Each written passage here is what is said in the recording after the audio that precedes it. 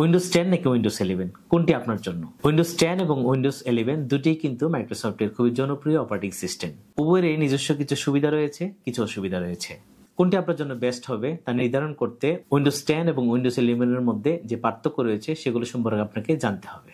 Video শুরু থেকে শেষ পর্যন্ত আমি আশিক জুনায়েদ রয়েছি আপনাদের সাথে। চলুন উইন্ডোজ 10 এবং উইন্ডোজ 11 সম্পর্কে বিস্তারিত জেনে নিই। উইন্ডোজ 10 এবং উইন্ডোজ 11 এর মধ্যে শুরুতে যে পার্থক্যটা আমি আপনাদের সাথে শেয়ার করব সেটা হচ্ছে ডিজাইন এবং ইন্টারফেস।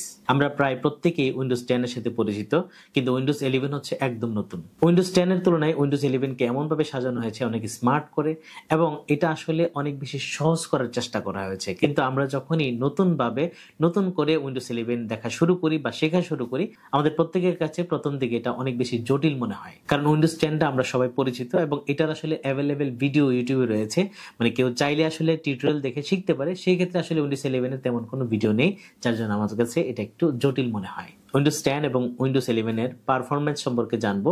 উইন্ডোজ 10 হচ্ছে অনেক ইজি, মানে আপনার কম্পিউটার বা ল্যাপটপের মধ্যে যদি 8GB র্যাম হয়, এটা যদি পুরনো কোনো জেনারেশন হয় তাতে কোনো অসুবিধা নাই, উইন্ডোজ 10 কিন্তু ইজিলি চলতে পারে। কিন্তু সেই ক্ষেত্রে উইন্ডোজ 11 এর কিন্তু আপডেট ভার্সন দরকার। যেমন এখানে কিন্তু 16GB কম হলে আপনি উইন্ডোজটাকে মানে সঠিকভাবে রান করতে পারবেন না, এবং জেনারেশন কিন্তু একদম আপডেট লাগবে। যেমন 10 জেনারেশন, 11 জেনারেশন, 12 জেনারেশন, তাহলে উইন্ডোজ 11 কিন্তু খুব ইজিলি চলবে। উইন্ডোজ 10 এবং উইন্ডোজ 11 এর মধ্যে নিরাপত্তা আসলে কতটুকু? উইন্ডোজ 10 এবং উইন্ডোজ 11 এর মধ্যে অনেক পার্থক্য। উইন্ডোজ 10 আসলে যেভাবে মানে অ্যান্টিভাইরাসকে রোধ করতো বা বিভিন্নভাবে নিরাপত্তা প্রদান করতো, মানে অনলাইনে যে হ্যাকিং হয়, বিভিন্নভাবে যে কম্পিউটারগুলো হ্যাক করে ফেলে, সেই জায়গাতে উইন্ডোজ 11 কিন্তু অনেক বেশি আপডেট, এবং এটার নিরাপত্তা এত বেশি যে হ্যাকার কিন্তু চাইলেই আপনার কম্পিউটার বা ল্যাপটপকে হ্যাক করতে পারবে না। উইন্ডোজের নিজস্ব নিরাপত্তার অনেক বেশি আপডেট এসেছে উইন্ডোজ 11 এর মধ্যে।